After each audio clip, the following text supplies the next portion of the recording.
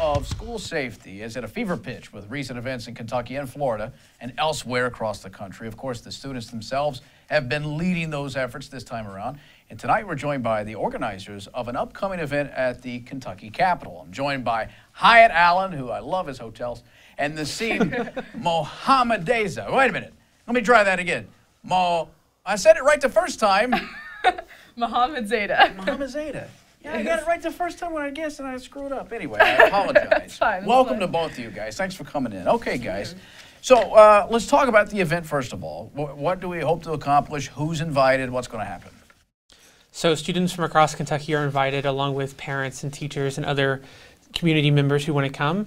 The idea is to have a teach-in at the Capitol to empower the attendees to kind of go out and organize around these issues, learn more about school culture and how that plays into school violence and what we need to do to kind of what solutions we have that aren't just about gun control, and then to give them tools to organize rallies and to communications and press releases and stuff like that that many students may not understand.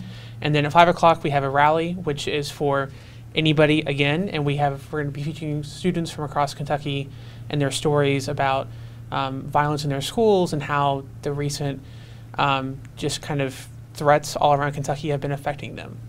So what is it that you guys, what you see in school? I mean, is it, because we hear it's grassroots, do you feel that it's true that you and your peers are really going out there and trying to make a difference in what's happening? Do I feel that making a difference? Yeah. Well, do you think that, I mean, is it artificial or is it real? Because, you know, sometimes we think, well, there's somebody pushing you guys to do this, as opposed to it's really a concerted effort from students themselves. No, it is really a concern and effort from us students because we see it. We're in the classroom 35 hours a week. And with that, we see everything that happens. We know all the loopholes in the policies and how kids can bring different violent things into school and all the violent actions that go on in school. And so I think that it's really a legitimate push for students to have safety and issues in school climate solved. Now, it's a multi-pronged look at what is going on with students in our public school system. And I think that's important because it's a head-scratcher.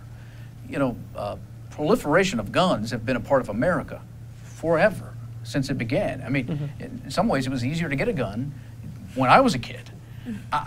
What is happening? What do you guys think that we become such a violent society that it seems life's not as precious to some people anymore?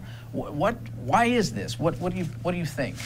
Well, I think with many incidents of school violence, it's often students who kind of fall through the cracks, who don't get the help they need, who don't get the attention that they need from the administration or counselors. And it's not necessarily the counselors, the administration's fault, because they're overworked. With counselors in Kentucky, the average number of students to a counselor is 444 students to one counselor. And it's suggested to have 200 students for every one counselor. So at every high school, there's too few counselors, there's too many students, there's too few administrators, and these administrators or counselors are tasked with, you know, being, you know, the disciplinary people, being the people who help with college, being the people who help with scheduling, and they have too much on their plate.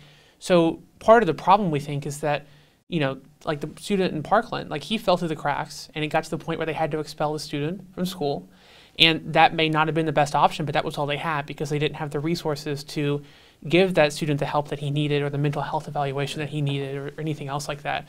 So we think there are several solutions that aren't just about easy access to guns.